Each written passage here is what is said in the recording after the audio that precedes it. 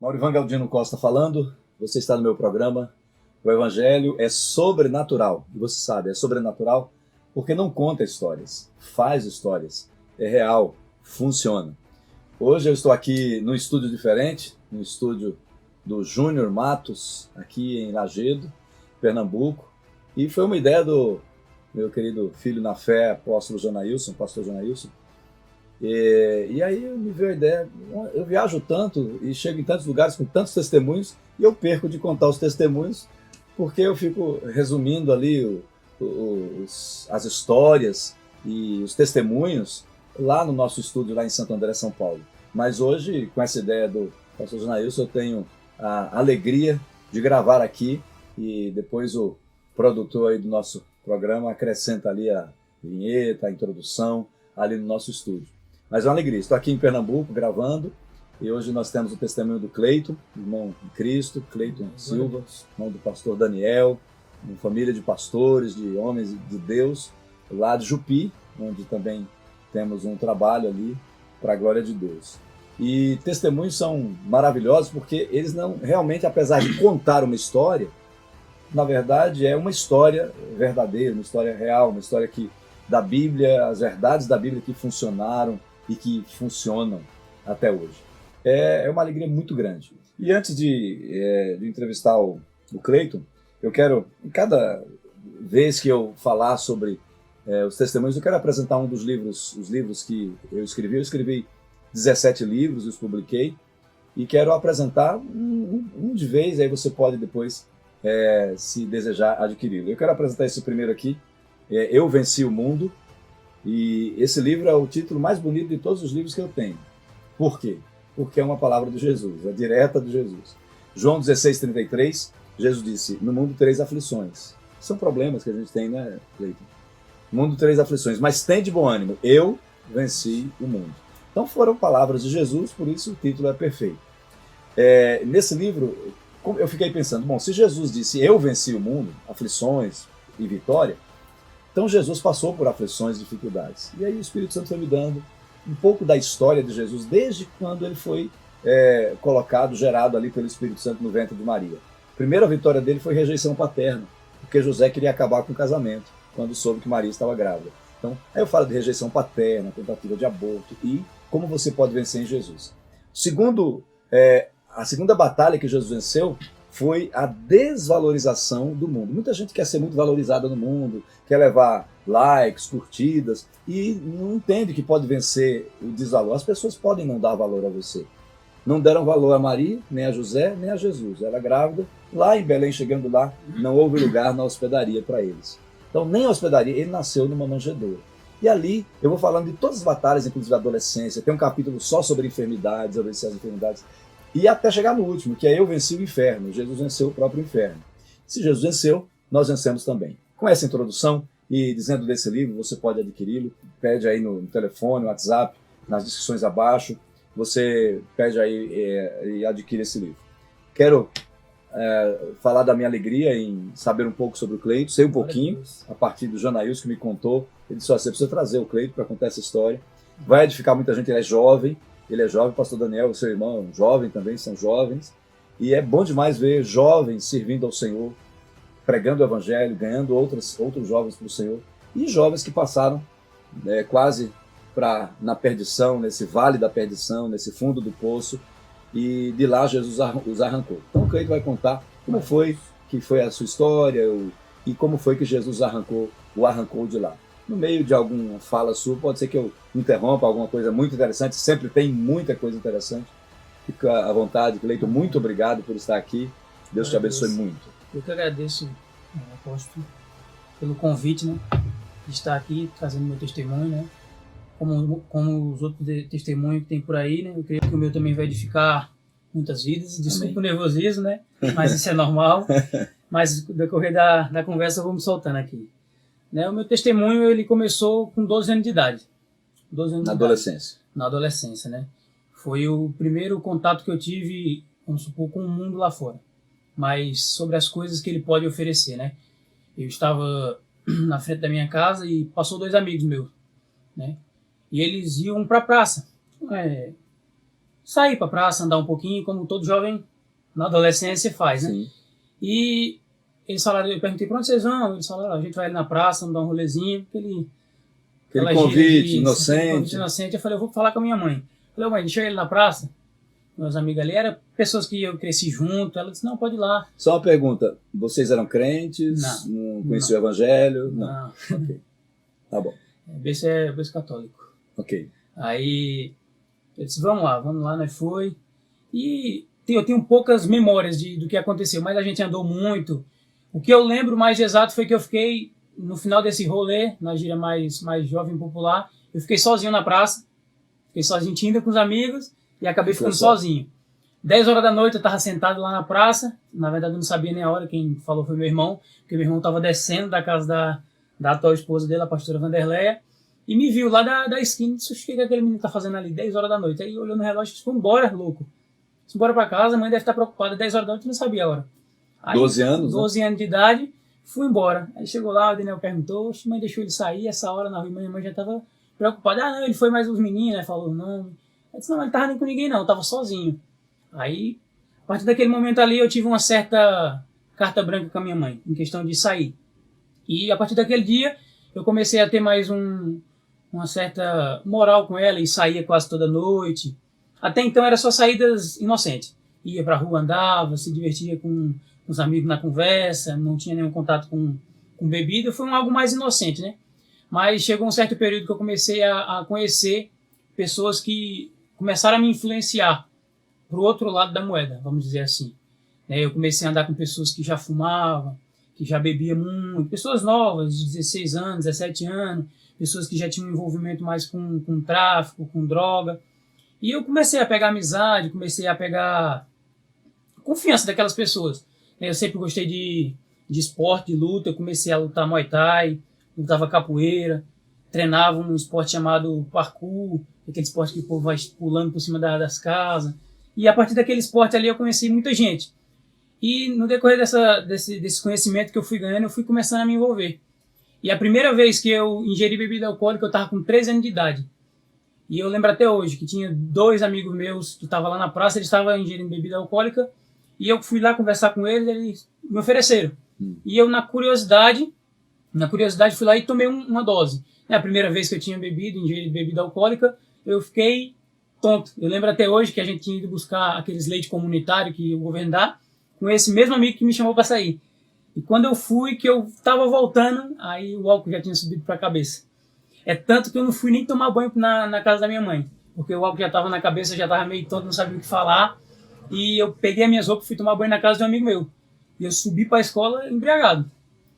Cheguei na escola, aí existia, na época, a secretaria fez juntou uma série de alunos para poder separar livros, uns para doar para outra escola, outro para organizar. E tinha aquele monte de livro lá atrás da sala e eu lembro que eu fiquei o dia inteiro deitado naquele livro lá. Eu falava para a professora que eu estava passando mal, pedia diversas vezes para ir no banheiro vomitar, embriagado na escola, embriagado mesmo. E a partir daquele momento ali, daquela primeira vez, eu comecei a ingerir bebida alcoólica. Até então era só bebida alcoólica. Comecei a ingerir bebida alcoólica e as minhas saídas foram mais frequentes, só que eu já não era mais para conversar, já não era mais só para rir, eu já ia mais para beber, ia mais para farrar. E nesse período, Cleito, sua mãe, seu pai... Eu não sabia. Você conseguia esconder isso dos pais? Eu consegui esconder até um bom tempo. Um bom tempo mesmo. Eu acho que quase antes de eu me converter foi que ela foi descobrir que eu fumava. Não, beber, ela já sempre bebeu acho que com 17, 18 anos ela já sabia que eu bebia. Mas fumar e usar droga, não. Aí eu comecei a sair, já não era mais para conversar só. E sim, era beber. Aí eu fui começando a provar o cigarro. E eu comecei a fumar. E diversas vezes eu com meus amigos na rua mesmo, quando nós saía, nós tínhamos muito acesso antigamente lá na rua onde eu morava, onde minha mãe mora até hoje, sempre teve muita parte de zona de mata, muita zona fechada, muita árvore, a gente sempre ia buscar caju, né, que nordestino gosta de pegar manga, caju, e a gente sempre ia para os pés de caju, pé de manga, e a gente sempre fumava lá. Muitas vezes fumava, então era só cigarro, muitas vezes bebia, e voltava para casa e nada aconteceu com a minha mãe. E eu só fui piorando. A cada vez que eu saía, eu provava mais, me afundava mais e queria mais daquilo. Né? Aí eu acabei me me envolvendo com uma garota, que ela tinha um acesso mais profundo, tanto com o tráfico como com a droga, e foi através dessa pessoa que eu comecei a provar a maconha. Comecei a usar maconha. Eu usava maconha e começava a andar com as pessoas que tinham uma ligação mais com o tráfico, os traficantes mesmo, que convivia com a gente lá, eu andava direto com eles. E chegou um certo período que eu estava namorando com essa garota. Isso afetou seus estudos ou você continuou normal? Não, eu sempre fui uma pessoa muito, graças a Deus, inteligente, né? Meu irmão tá de prova aí, ele me elogia muito, graças a Deus, não para me gabar, mas ele me elogia muito. Eu sempre fui uma pessoa... Não afetou muito a questão de estudos? Não afetou não, graças a Deus. Assim, por mais que eu não tenha terminado, por burrice minha, mas cheguei até o terceiro, mas não terminei, mas não afetou em nada. E chegou um certo período no meu relacionamento com essa garota que a gente estava no colégio onde o pastor Vandir também foi lá fazer um trabalho juntamente com nós lá, que ele me convidou. A gente foi fazer... chegou um período que a gente estava separado e ela era muito ciumenta. E nesse dia ela tinha levado um canivete para a escola. E tinha uma menina que... Eu sempre fui uma pessoa que eu sempre me relacionei bem com as pessoas. Eu sempre fui extrovertido, sempre conversei muito, sempre fui muito alegre, fiz as pessoas sorrir, né?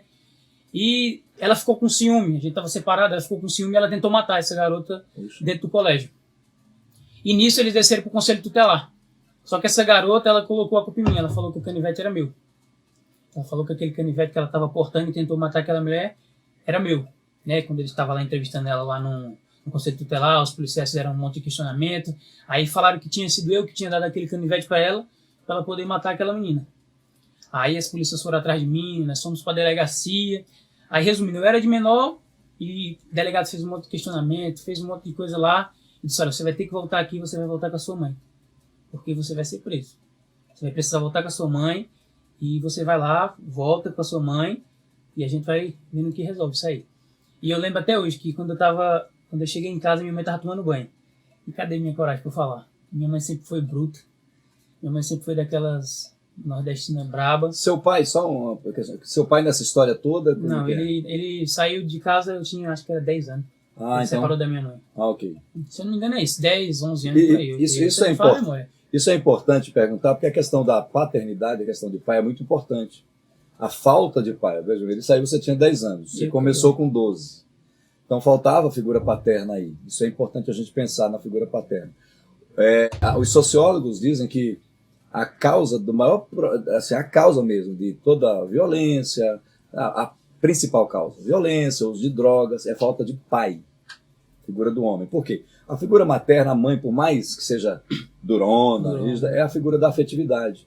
A do pai é a figura dos limites.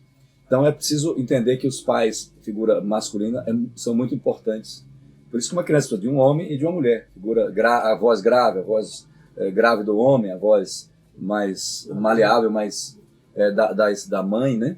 E, ou seja, então tem tudo uma ligação aí. Então faltava uma paternidade. Eu estou lendo aquele livro, Saia do Armário do Senhor. Sim. Muito bom, estou terminando de ler. Não mesmo eu vou ler. Ele falou, inclusive, porque eu falo, nesse livro Saia do Armário, eu falo de um dos capítulos quando Diná, a filha de Jacó, foi estuprada. Eu questiono, cara, onde é que estava Jacó nessa hora, né?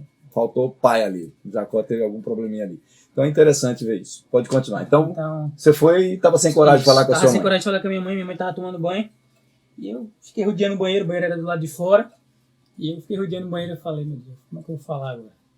Aí eu falei, ô mãe, dá uma bronca para a senhora resolver. Né? E minha mãe não sabe se expressar muito bem. O que foi que tu já aprontaste? Né? O que foi que tu já aprontaste? Porque ela já sabia do meu relacionamento com essa garota, e ela já sabia que ela era um pouco problemática, pelo fato de muitas das vezes me colocar em maus caminhos. E ela falou, o que foi que tu aprontou? Ele disse, olha, minha namorada tentou matar a menina lá no colégio e colocou a culpa para mim. E a senhora vai precisar ir na delegacia. Né? Ela vai precisar ir na delegacia porque não sei o que vai acontecer comigo, não, mas a senhora precisa ir lá. O delegado mandou a senhora ir lá. Na época, a diretora do Conselho Tutelar era uma conhecida da cidade lá, né? E minha mãe foi lá procurar saber com essa diretora do Conselho Tutelar, porque minha mãe sempre teve amizade com ela. Na época era a Dona Selma, Dona Selma. E minha mãe foi lá falar com ela e falou, ei, Dona Selma, vai ser necessário mesmo meu filho ir lá resolver esse negócio? Como é que vai ser? Eu não sei de nada, não tem estudo. Minha mãe, né, falando com ela, não tem estudo, eu sou dura da cabeça, como é que vai fazer? Aí a diretora do Conselho Tutelar falou, rapaz, ela é seu filho, né? seu filho, né? Que aqui geralmente no Nordeste existe uma certa consideração Sim. por conhecimento, né? E ela disse, é seu filho? Eu disse, é meu filho. Ela disse, não se preocupe não, deixa comigo, eu vou lá, eu converso com o delegado, eu falo que quem é a senhora, falo quem é ele, digo que vai se resolver tudo, ele não vai se meter mais nisso, foi um mal entendido, pode deixar que eu carrego todo esse peso. Ou seja, resumindo essa primeira parte desse grande livramento que Deus me deu. Sim. Acabou que eu não fui para a delegacia, acabou que não tive nenhuma... Meu nome não foi sujo, entre aspas, na justiça, e eu não fui para a delegacia. Mas eu recebi um grande sermão da minha mãe, né? Meu irmão também ainda falou, o que tu tava fazendo lá pelaquela redondeza? Era pra tu ter vindo para casa quando aconteceu isso, tu ficou arrodeando lá para ver se tu ia namorar, ia pra cadeia ou se não ia, tu queria proteger ele. Eu sei que eu levei muito sermão do meu irmão, que ele sempre foi um que mais se preocupou, né? Porque eu tenho um irmão, mas ele é um pouco mais fraco, um pouco da mente, e sempre foi quem mais ficou do lado, foi ele e minha mãe. Tomou a figura do pai, né? Ele foi o que mais me deu conselho, né? Inclusive eu levei uma surra. Mais ou menos. Inclusive eu levei uma surra, quer dizer, eu não, ele levou mais surra do que eu, né? Minha mãe foi bater em mim e ele que apanhou. Minha mãe cortou uma tira de pneu de caminhão para me dar uma surra, quem apanhou foi ele, no meu lugar. Rapaz. Aí esse foi o primeiro livramento que Deus me deu, né? Ele não ter deixado o meu nome ter ido para a justiça e nem ter acontecido nada comigo. É porque sabe que uma vez o nome na justiça nunca mais sai, né? Mesmo que a pessoa saia da cadeia, tudo, mas o nome fica lá. Exatamente. A fichazinha tá lá, né? Aí Então, Deus começou a trabalhar, só que, como diz o ditado, né? Não se aprende com uma cacetada só, né? Tem que ser mais, e eu não aprendi. E eu fui me envolvendo cada vez mais, né? Eu abri os meus olhos em questão ao meu relacionamento com essa certa pessoa, eu tomei a iniciativa de terminar, eu terminei, né? Recebi diversas ameaças da parte dela, dizendo que ia me matar. Só que sempre eu conhecia as pessoas que ela convivia. E essas pessoas que ela convivia sempre foi, vamos usar um vocabulário mais jovem, foi meu chegado. Okay. Entendeu? E sempre que ela falava com eles falavam comigo e diziam que ela estava aqui tramando para fazer comigo. E eu sempre ficava tranquilo, porque eu sempre tinha confiança deles. Mas terminar o relacionamento não foi o bastante, né? Eu já estava envolvido já com as pessoas que tinham ligação com tráfico de droga, usava droga. E depois desse término desse relacionamento, eu creio que ali foi o pontapé inicial para mim me afundar mais no mundo que eu já só estava começando, apóstolo. Porque ali eu comecei a usar droga cada vez mais, comecei a beber cada vez mais. Você saiu da maconha para outras drogas? Eu já cheguei a usar, mas só foi uma vez só, que foi a cocaína. Foi no efeito quando eu estava ingerindo bebida alcoólica, e me disseram que a cocaína ela cortava o efeito da bebida, né? Sim. Que eu sempre fui fraco para beber cachaça, vamos falar grosso modo. Sempre fui fraco, eu sempre ficava tanto mais rápido. E me ofereceram, né? Se tu usar, vai cortar o efeito ali, vai ficar só um pouco anestesiado, mas vai cortar aquele efeito. E eu usei, mas só foi uma vez. E o meu uso mesmo era mais na maconha, cigarro e a bebida. E, apóstolo, eu comecei a me envolver cada vez mais com essas pessoas. E eu tinha um vínculo muito forte.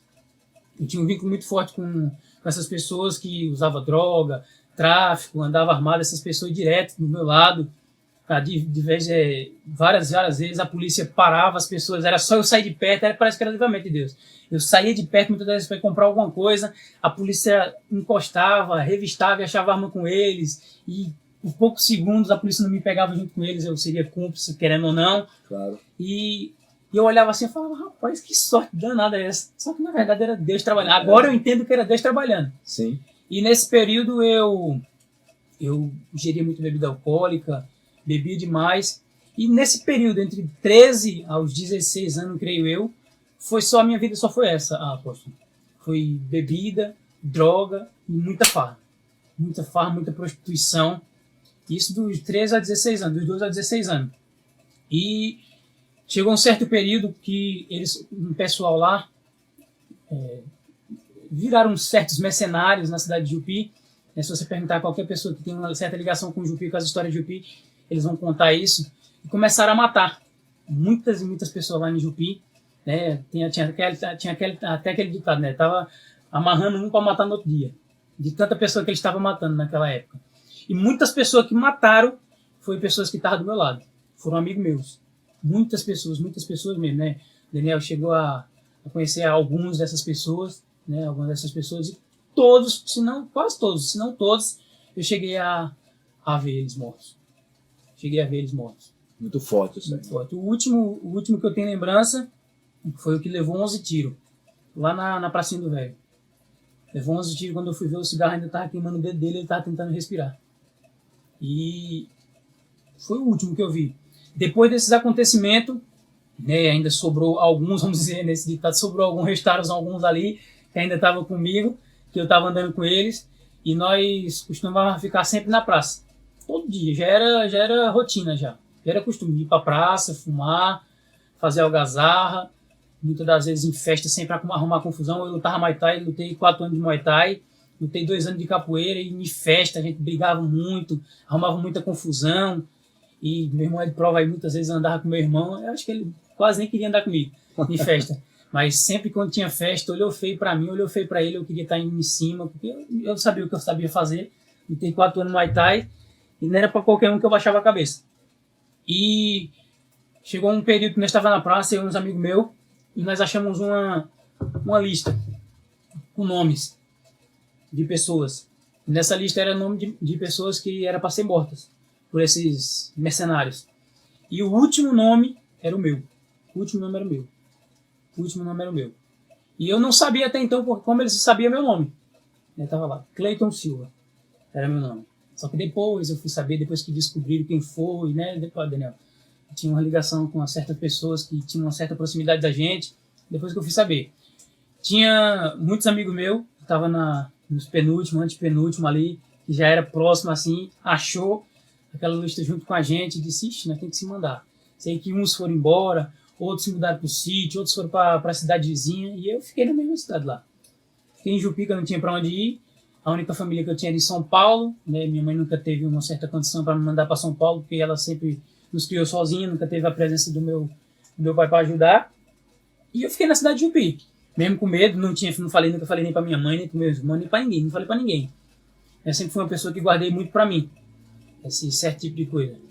Né? Já me envolvi em muita confusão de nós ter achado celular, e o dono do celular ter aparecido e colocar a culpa para nós, dizendo que foi a gente que roubou. Até um dia eu cheguei em casa com minha blusa toda rasgada, meu irmão aí tá de prova. Foi até um amigo dele que tentou nos agredir, dizendo que a gente tinha roubado o celular dele, só que na verdade a gente tinha achado, só que a gente tinha quebrado o chip, já tinha colocado dentro do bolso. Ele chegou na hora, cacetou nós lá, cacetou nós na escada do mercado público lá, aqui pra cá, foi embora. Chegamos lá, eu só, Daniel, fala lá com ele, todo cheio de raiva, né? Fala com ele lá. Daniel nunca foi muito de brigar e deixou pra lá. Mas voltando ao assunto, nós achamos essa lista, aí as pessoas se dispersaram, uns foram para um lado, outros foram para o outro, e eu fiquei na cidade de Jupi. Só que daí Deus coloca a mão mais uma vez, né?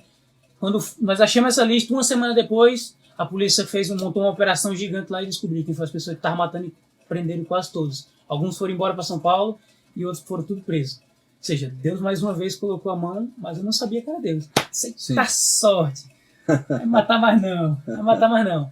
Aí, a partir desse momento, eu já comecei a conhecer, né, depois desse outro livramento, eu conheci a minha atual esposa, só conheci minha atual esposa, né, comecei a ter envolvimento com ela, né, ela veio de São Paulo, comecei a ter envolvimento com ela, me envolvi em uma quase tragédia, né, um amigo meu que me ameaçou de morte, eu quase matei ele, ou ele quase me matou, né, na época eu estava montando uma banda de rock, a gente estava sendo patrocínio para montar a nossa banda lá. Quando eu cheguei em casa, minha mãe falou que ele tinha ido em casa atrás de mim alterado, ele usava droga também alterado.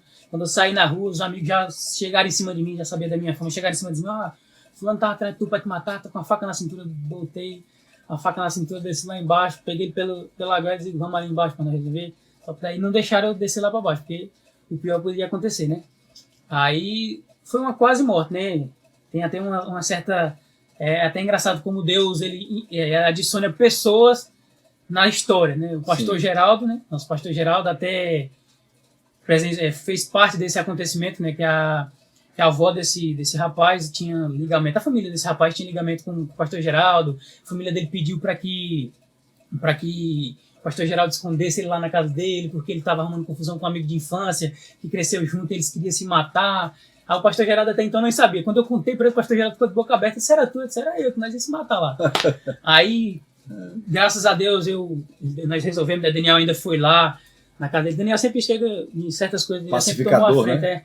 foi lá, ele tinha passado o efeito da droga, já estava deitado lá como se nada aconteceu, doido atrás de um facão para ver se eu enfiava nele, mas não achei. Mas aí, graças a Deus, chegou outro me considerava como irmão, me levou para casa dele, eu esfriei minha cabeça para lá. Depois eu sei que, graças a Deus, hoje nós nos falamos. Né? Nós estamos na mesma profissão, nós somos barbeiro. Aí, depois desse tempo eu fiquei conversando com essa minha atual esposa, e eu comecei a entrar no relacionamento com ela, e ali Deus foi trabalhando na minha vida, porque eu creio, apóstolo, que ela foi a minha âncora. Deus usou ela como a minha âncora. Sim. Né? Ela tem um passado dela também que não agradava a Deus, mas ela foi a minha âncora, porque ela sempre gostou das coisas dela certas, e eu já não gostei das minhas coisas certas. Nunca gostei da minha vida, eu era mais bagunçado. E ela foi a pessoa que sempre me deixava meus pés no chão, sabe? Sempre quando acontecia alguma coisa, ela sempre me retraía, sempre me dava conselho. E o motivo maior de eu ter, como é que eu posso dizer, entrado no mais profundo ápice dessa vida foi quando eu terminava com ela. Porque ela era a pessoa que me segurava. E quando eu terminava com ela, por vacilo meu, é óbvio, eu me afundava na cachaça, na droga, no cigarro. Diversas vezes meu irmão tinha um espetinho, eu terminava com ela, eu ia pro espetinho do meu irmão, bebia cachaça. Diversas vezes eu ia pra lá, festa que eu ia com meu irmão ficava dizendo, esse miserável não se bebe não. Bebe uma cachaça miserável, só que na verdade já tava com droga na cabeça, tava com muita coisa na cabeça, né? E nesse decorrer desse tempo, eu estudei junto com ela, e a gente voltou, né? Nesse entre vai e volta, nesse relacionamento, namoro vai e volta, eu bebendo, idas e vindas, né? Entre trancos e barrancos, eu estudava, né? Tava terminando o terceiro ano, estava fazendo o avançar, o EJA, para terminar mais rápido. De noite eu estudava com ela. Aí vem a parte que foi o ápice da minha vida, né? Foi a parte que eu recebi uma oportunidade de emprego em São Paulo, da minha irmã, né? Recebi uma oportunidade de emprego da minha irmã em São Paulo, né? Tava tudo certo, vem embora, aqui já tem emprego certo, mexe com esse negócio de tecnologia, tô inteligente, negócio de computador, né? Que eu sempre gostei de computação, esse negócio de design gráfico, mídia, social, eu sempre desenrolei bem, montar, desmontar computador. Ela vem embora pra cá, que aqui tem um trabalho bom aqui pra tu. Meu marido aqui, ele solda teclado e a gente vende teclado. Você pode trabalhar aqui com a gente. Eu digo, eu vou embora, minha vida aqui não tá valendo nada mesmo. Tô nessa vida aqui perdido, só em festa, só em farra, dando trabalho aqui pra mãe, eu vou pra lá. Aí nesse negócio, nem terminei os estudos. Fui no meio do ano, 2017. Fui no meio do ano, nem terminei os estudos nem nada, quase a terminar. Aí terminei, tinha voltado com a minha atual esposa, terminei com ela porque ela não queria que eu fosse, e ela já era Deus na vida dela, ela me segurando, ela não queria que eu fosse, mas eu, de teimoso, peguei e fui embora, terminei com ela e fui embora para São Paulo.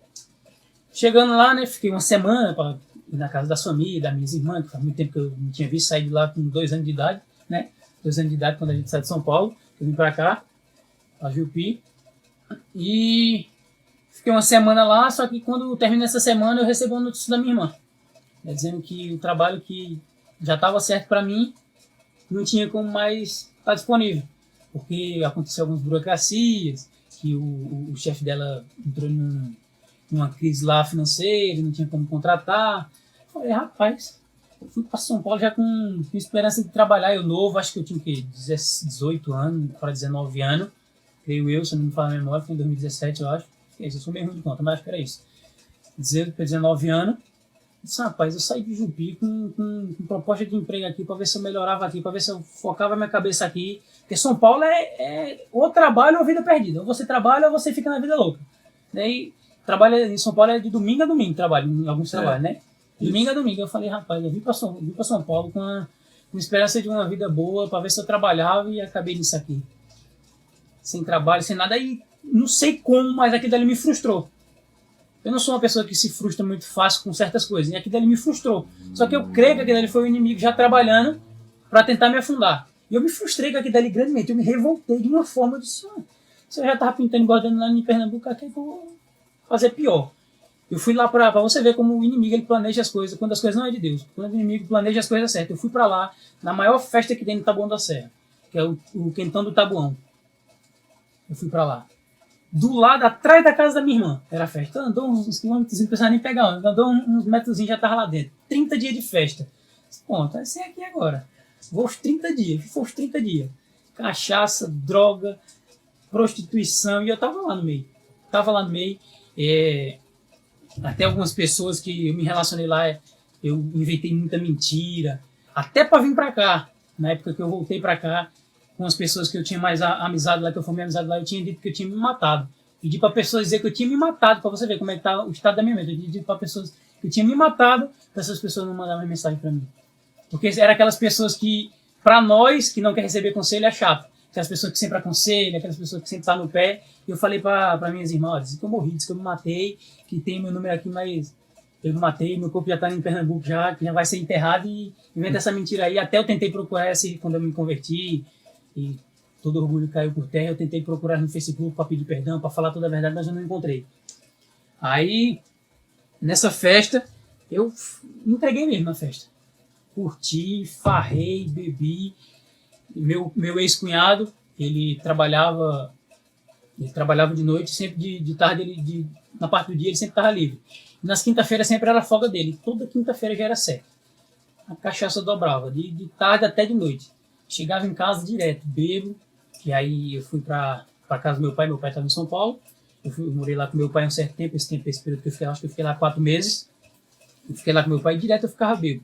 Direto eu vim para casa bebo e escondia, mas meu pai não era besta, era um velho já vivido. Sabia que eu estava bebo, mas nunca eu acho que eu fui o único que nunca apanhei do meu pai. Ele sempre passou a mão na minha cabeça. E ele nem ligava, né?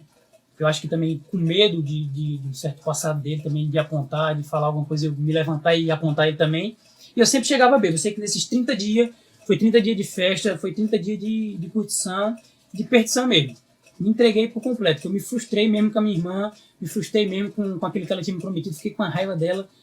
E nesse meio tempo, eu comecei a entrar na depressão.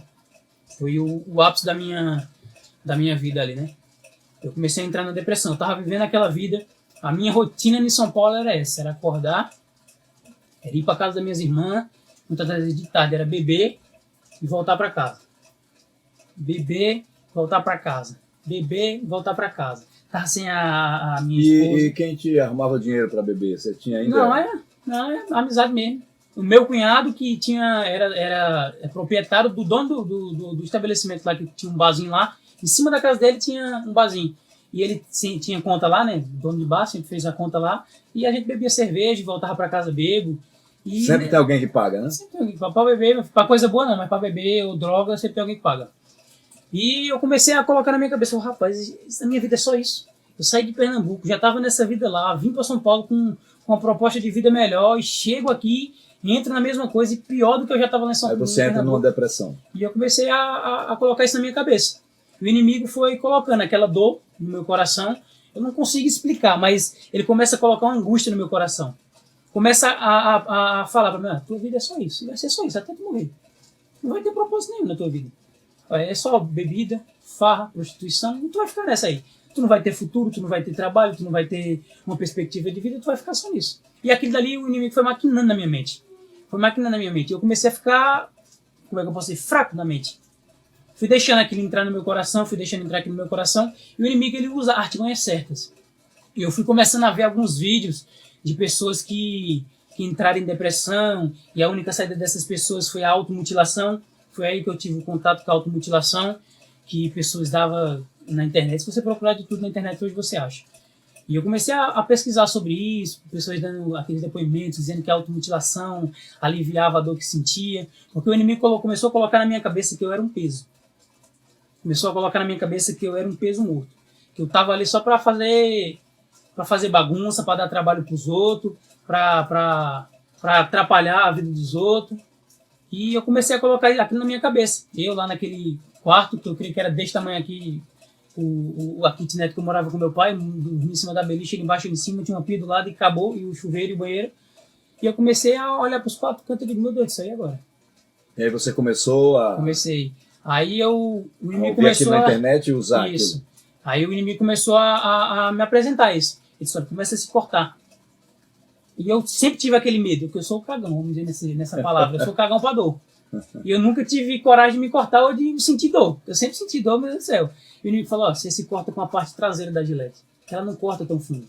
Ele colocava na minha cabeça. E eu começava a me mutilar com o lado traseiro da lâmina. Sempre quando eu ia tomar banho, vinha aquela angústia no meu coração, aqueles pensamentos ruins, e eu começava a me mutilar. começava a me cortar, até então era cortes rasos, tinha dia que eu passava a lâmina assim e eu não sentia nada, isso saía assim, mas só que era com a traseira. Eu peguei a confiança, ele me colocou a confiança de eu poder ficar fazendo assim, e meu braço ficou todo mutilado, cortes rasos, mas foi vários, eu andava até com blusa, e chegou um dia que eu, por um descuido, levantei a blusa para coçar as feridas, e minha irmã, Roseli, ela viu. Ela estava bebendo do meu lado, ela viu. E ela olhou a cena e disse, o que foi isso aí? Aí eu escondi rápido, para ninguém ver. Ela levantou, me pegou a força, levantou a blusa e ela começou a chorar. E ali eu me abri para ela. Falei tudo que eu estava assim, olha, eu estou com vontade de me matar. Estou com vontade de me matar, eu não estou vendo mais perspectiva na minha vida, não estou vendo mais propósito na minha vida. Para mim, a única saída é essa. A única escolha que eu tenho é essa. Nem ela conseguia me consolar, porque ela só chorava. Ela não sabia o que falar. Eu sei que deixei ela chorando lá e fui embora para casa. Aí foi nesse dia que foi onde o inimigo disse, é agora. É agora.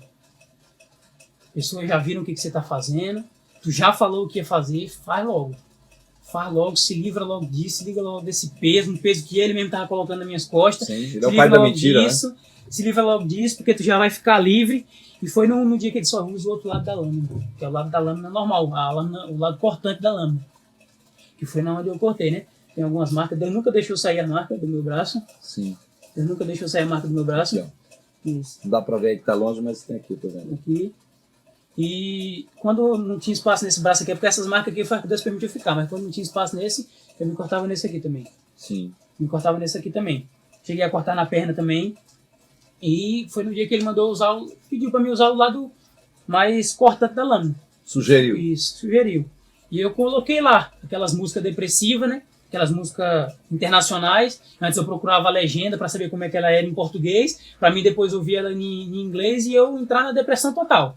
E eu ouvia as músicas e quando eu escutava ela, eu entrava numa depressão triste. Eu entrava como é que eu posso dizer? Numa escuridão tão grande, tão grande, tão grande que eu não sabia quem era que estava ao meu redor. Eu liguei o banheiro, eu liguei o chuveiro. A última coisa que eu ouvi foi meu pai dizendo, eu não sou dono da Eletropaulo, não. Mesmo assim, eu já estava muito tempo lá dentro do banheiro. E foi na onde eu comecei a me rasgar, a me cortar. Eu cortava, eu passava, que eu não sentia nada. Só chorava. E o sangue começou aqui pegou na veia, e o sangue começou a jorrar, e aquela música. E parece que a situação condiz com a música que você está escutando. E cada vez que a música vai aumentando, você vai entrando na mais profunda escuridão. E só pensava em se cortar. Cada vez que a música ia aumentando aquelas partes mais profundas da música, com a letra mais pesada... Você se cortava mais. Me cortava mais. Vamos supor, como é que era a letra? Eu sou um peso para esse mundo, eu não merecia estar aqui, eu não poderia estar aqui, eu não agrado ninguém, eu não faço bem para ninguém, eu sou um peso para a humanidade. Esse tipo de letra de música eu me cortava mais, porque aquilo dali condizia com aquilo que o inimigo estava colocando no meu coração. Sim. E eu me cortava mais. E eu sei que os cortes eram muito profundos, mas eu não sentia. Os cortes eram muito profundos. Cada vez que eu cortava, era como se aliviasse a dor que eu estava sentindo interior. E aquela música passando, entra um louvor na playlist. De repente, do nada. Nunca tinha ouvido louvor. Eu acho que o louvor que eu escutava era Bruna Carla, que era mais famoso, Bruna Carla, Aninho Barro. Isso era... ouvia sem nenhum propósito. Mas entrou lá um louvor que é daquele coreano. Juliano Som. Exatamente. Vai valer a pena. Eu não compreendo. Não compreendo os teus caminhos, mas te darei a minha canção. E do nada eu parei de me cortar. Te darei. E eu parei de me cortar e veio uma voz na minha mente. Eu disse, olha o que tu tá fazendo aí. Presta atenção, olha pro teu braço e olha o que tu tá fazendo. A tua vida literalmente tá indo pelo ralo. A tua vida literalmente tá indo pelo ralo. Olha o que ele tá te oferecendo. Olha o que ele está te oferecendo. Mas olha o que eu posso te oferecer. E o louvor estava rolando. E eu sei que naquele exato momento estancou o sangue. Que estava sangrando, porque o corte foi fundo. Pegou na veia. Estancou o sangue. E aquela agonia que eu estava sentindo, a vontade de me cortar que eu estava sentindo, de repente passou com o som daquela voz que estava dizendo que oferecia algo mais para mim. E a partir daquele momento, eu meio que acordei. Disse, o que eu estou fazendo na minha vida? O que eu estou fazendo da minha vida? Quando eu acordei, como se eu estivesse dormindo, eu debaixo do chuveiro, já estava sentado, me cortando. Eu disse, meu Deus do céu, o que eu estou fazendo aqui? Era como se o meu verdadeiro Cleito, duro mesmo, o verdadeiro, tivesse acordado, tivesse despertado. Sabe? tivesse despertado com uma voz que eu sei que foi de Deus, dizendo, eu tenho algo melhor para você. Eu tenho algo melhor para você. Foi naquele momento que estancou-se o sangue e aquela dor que eu estava sentindo interior cessou. Só que cessou. E eu não entendi. Não entendi. Eu procurei louvor lá na playlist, eu disse, não tem esse louvor aqui. Não tem esse louvor aqui. O Espírito Santo colocou, né? Não tem esse louvor aqui. E eu lembro que eu fiquei, antes de chegar a esse ápice, só para complementar mais, nesse decorrer de muitas mutilações, eu escondia a navalha em cima da cabeceira da beliche.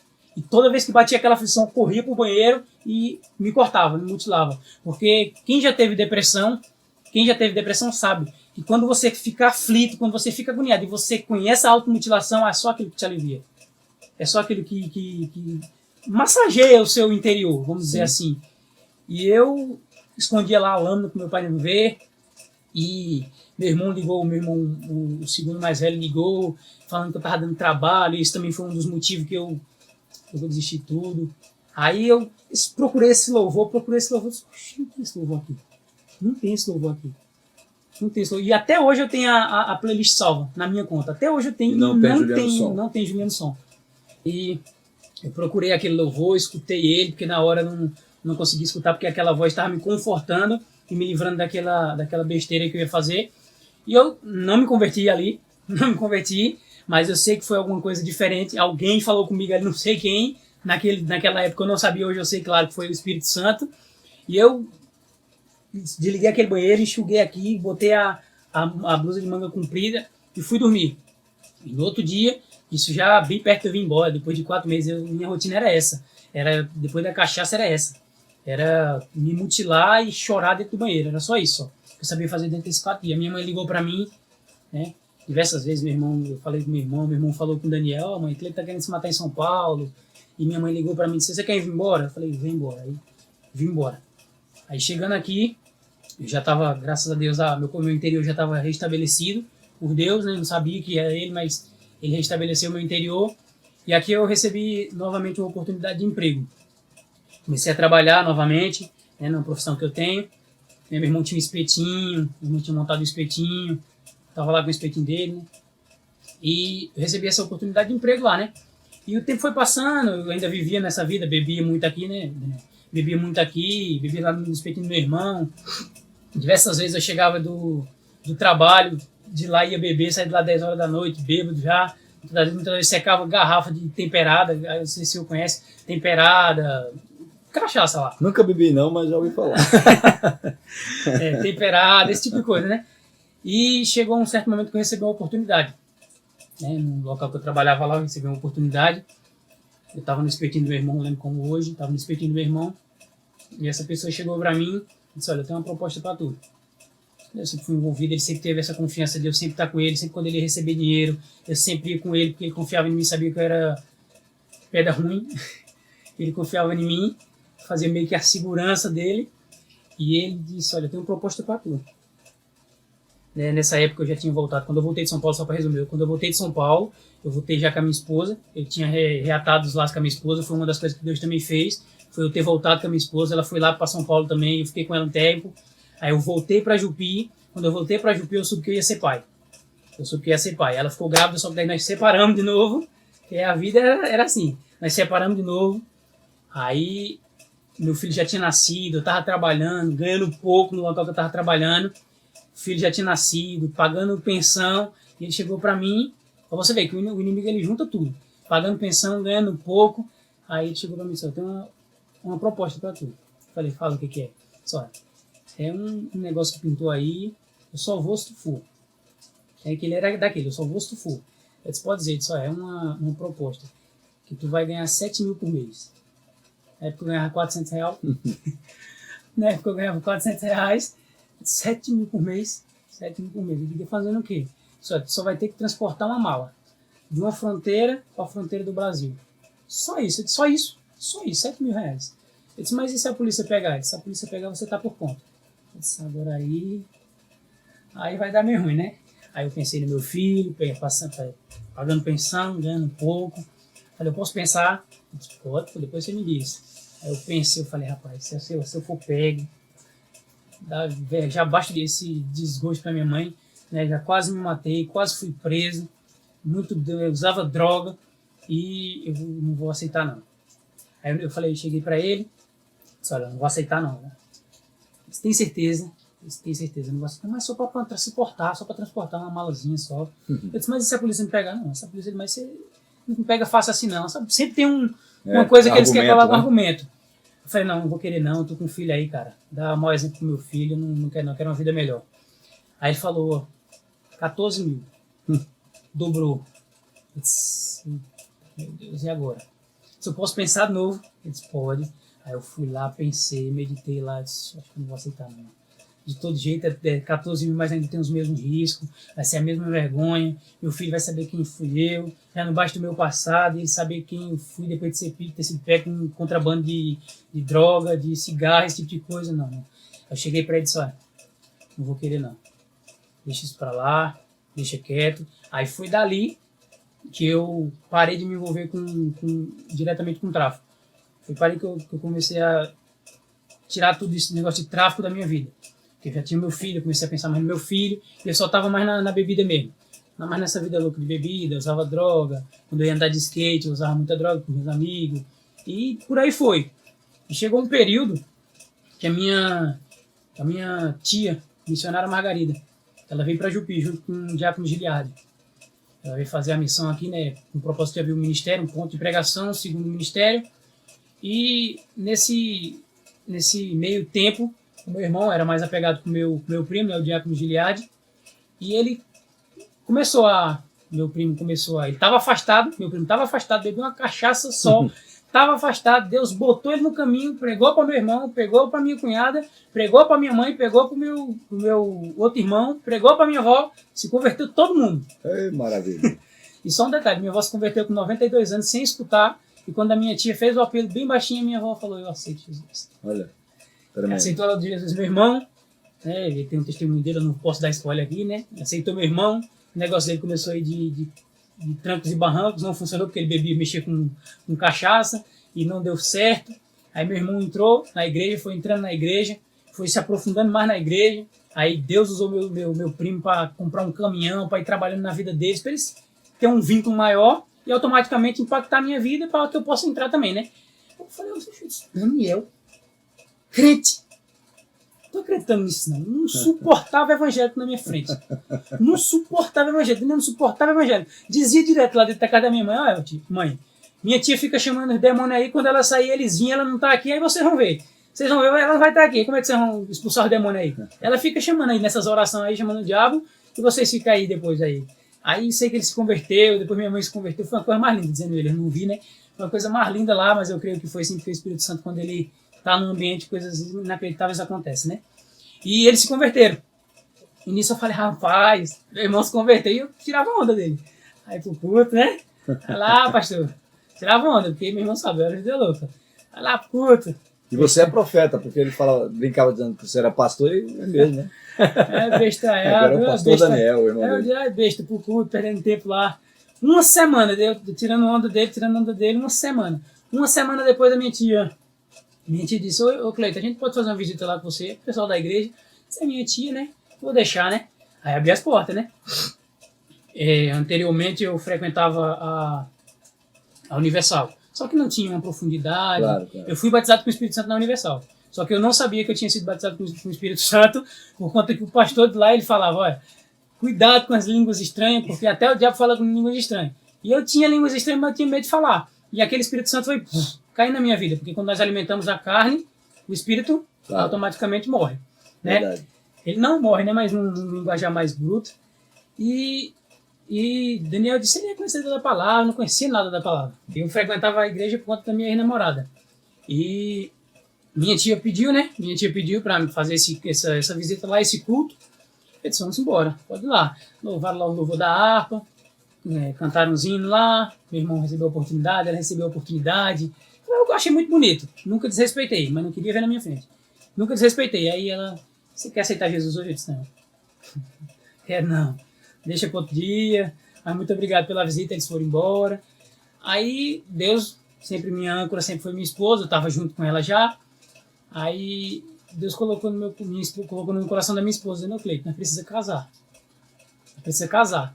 Eu disse, casar? Oxe, isso não é pra mim não, rapaz. Só que eu, deitado, comecei a pensar, eu digo, é mesmo. Minha tia vai abrir uma igreja, eu posso casar na igreja da minha tia. Já tá certo já. Aí eu fui lá e falei pra minha esposa, eu digo, minha tia vai abrir uma igreja, que tal nós casar na igreja da minha tia? Só assim nós não pagamos na igreja católica. Ela falou, tá certo, nós vamos casar na igreja da tua tia. Mas nós precisa frequentar.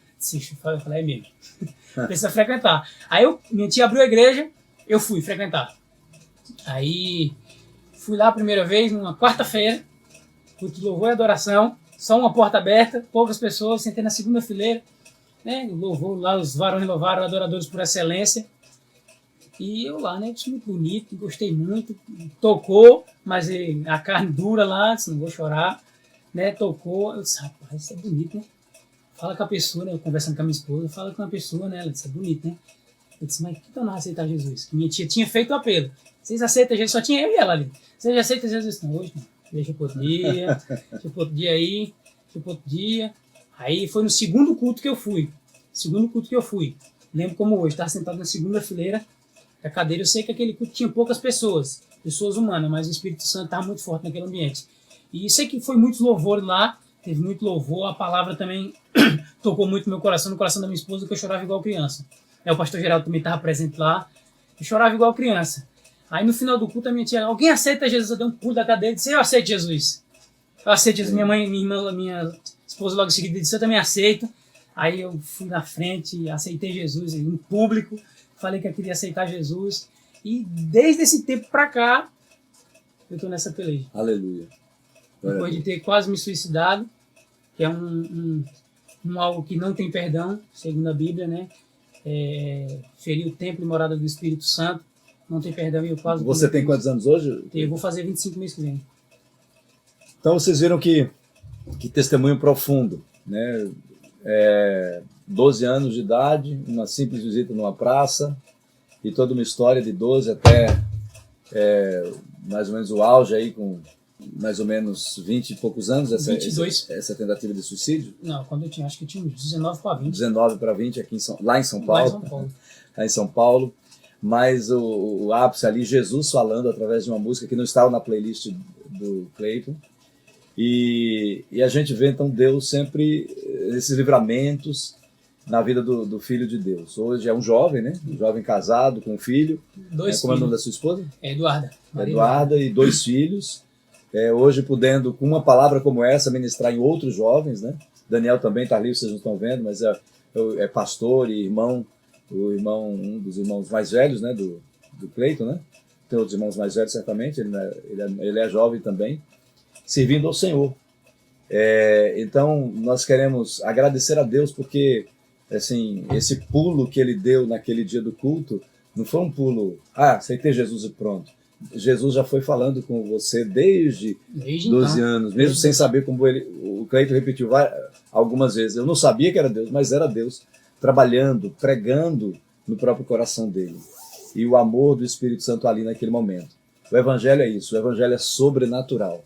Ele traz no corpo, nos braços, as marcas de um passado, e essa marca eu posso chamar as marcas do amor de Deus, porque não é marca do diabo, é marca do amor de Deus. Toda vez que você olha, você lembra que o sangue estancou. Né, que a sua vida não foi para o ralo.